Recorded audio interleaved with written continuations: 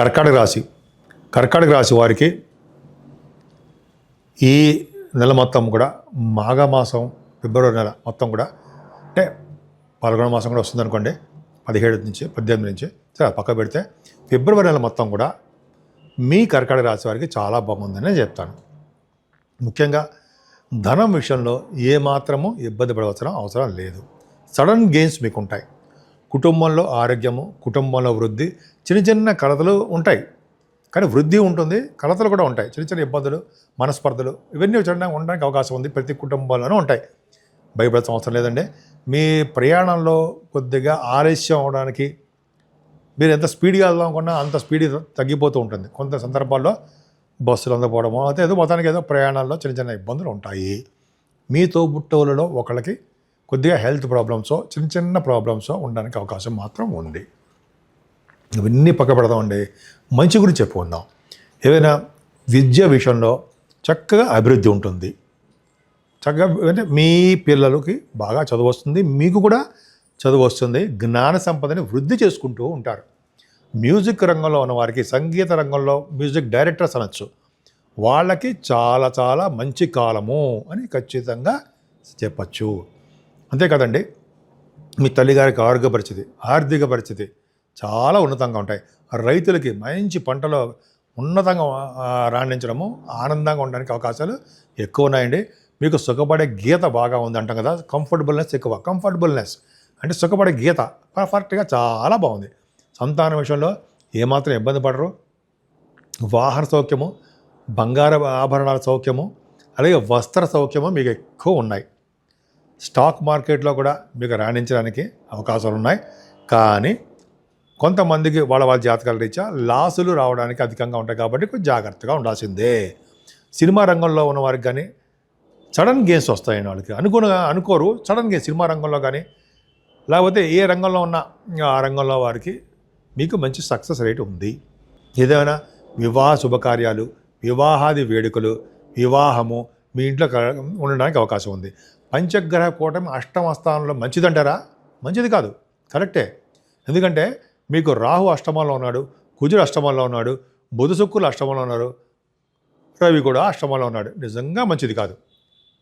కానీ ఒక అదృష్టం పెట్టాడు ఉండే భగవంతుడు ఏంటయ్యా అంటే, రవి బుధులు అష్టమ స్థానంలో ఉంటే వాళ్ళకి దీర్ఘాయుర్దాయం ఉంటుందని, ప్రభుత్వ రంగ సంస్థల నుంచి ధనాదాయం బాగుంటుందని, ప్రభుత్వ రంగ సంస్థలకి వాళ్ళతో వ్యాపారం ఉంటుందని, ఇంటర్నేషనల్ ట్రేడింగ్ కూడా ఉంటుందని, సడన్ గెయిన్స్ ఉంటుందని కూడా శాస్త్రం చెప్తోంది.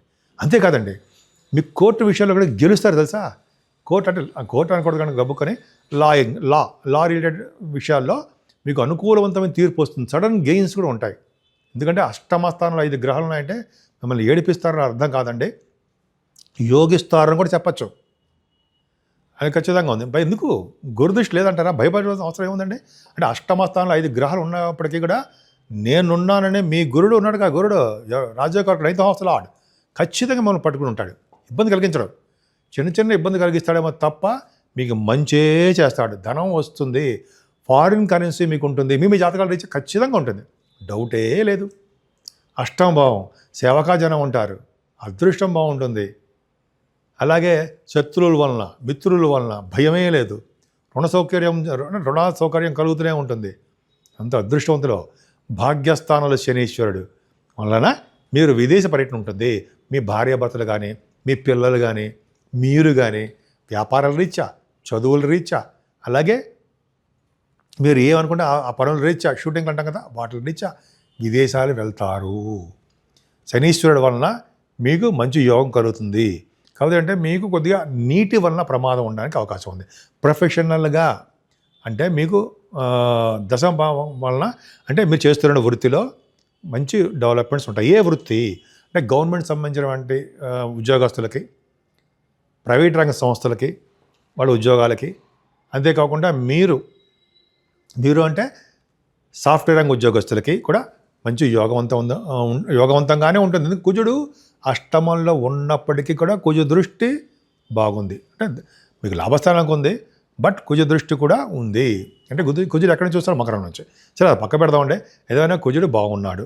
కానీ ఒక విధంగా గుర్తుపెట్టుకోవాల్సింది ఏంటి అంటే, ముఖ్యంగా సాఫ్ట్వేర్ రంగ ఉద్యోగస్తులకి కొద్దిగా అంటే కొంతమందికి చెప్తున్నానండి, సాఫ్ట్వేర్ రంగ ఉద్యోగస్తులకి, గవర్నమెంట్ సంబంధించిన ఉద్యోగస్తులకి కుజుడి ప్రభావం వలన వాళ్ళు ఉద్యోగాల్లో పోవడమో, ఉద్యోగాల్లో మార్పులు సంభవించడమో, ఉద్యోగంలో ప్రమోషన్స్ రాకుండా ఎక్కడ ఉన్నామో అంటే అక్కడే ఉండిపోవడమో, అదే ఎంతో కాలంగా మీరు అందులోనే ఉండిపోతూ ఉండడమో జరుగుతుంది. కొంతమంది ఉద్యోగాలు మానేయడం కూడా జరుగుతుంది. కొద్దిగా ఎందుకంటే కర్కాటక రాశి వాళ్ళకి చేంజెస్ కోరుకుంటుంటారు. సో ఈ విధంగా చిన్న ఇబ్బంది ఉంది. కానీ 9th హౌస్ లార్డ్ గురుడు ఉన్నాడు కదా, 12 బాగున్నాడు.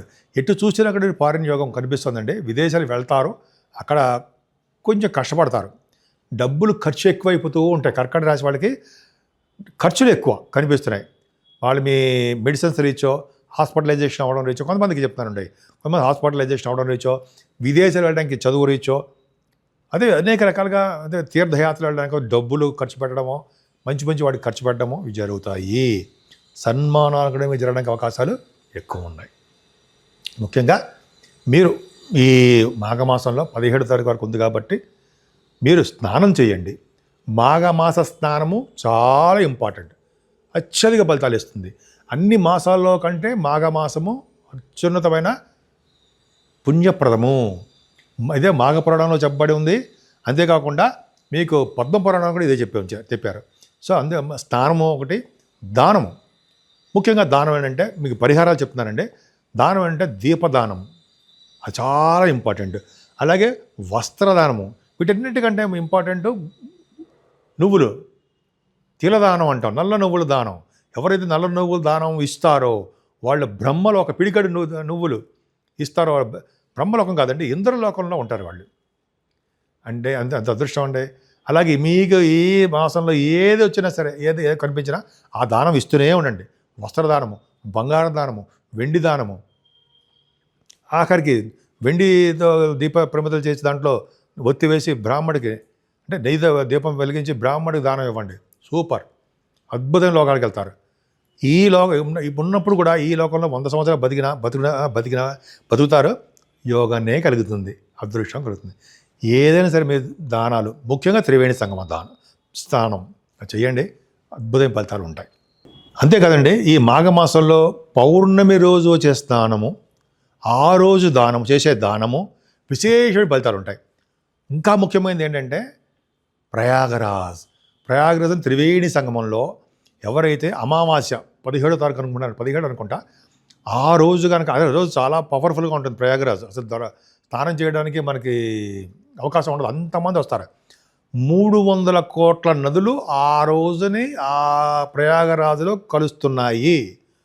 ఎవరైతే స్నానం చేస్తారో వాళ్ళకి విష్ణులోక ప్రాప్తి అని పద్మపురాణంలో ఉంది. ఇది మన గురువుగారు చెప్పారు కదండి, నేను నా సొంత కొత్తమే కాదండి, మన గురువుగారు చెప్పిందే, అందులో చెప్పినదే పద్మపురాణంలో కూడా ఉన్నది.